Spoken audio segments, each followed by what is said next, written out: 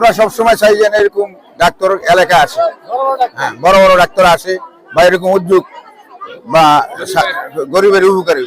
আমাদের গ্রামে এরকম একটা চিকিৎসা ব্যবস্থা হওয়ার কারণে আমাদের অনেক উপকার হয়েছে।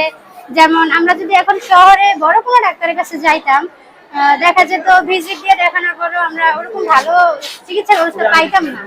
এখন এখানে হওয়ার কারণে ফ্রিতে আমরা চিকিৎসা পাচ্ছি।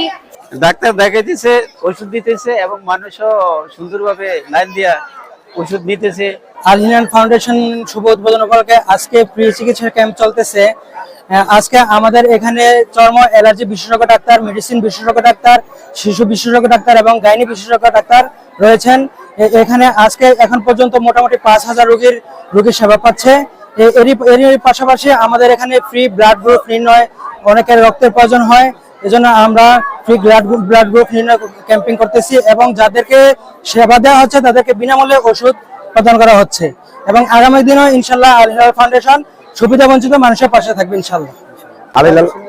আল হিলাল ফাউন্ডেশনটা আজকে আমাদের শুভযাত্রা শুরু হলো।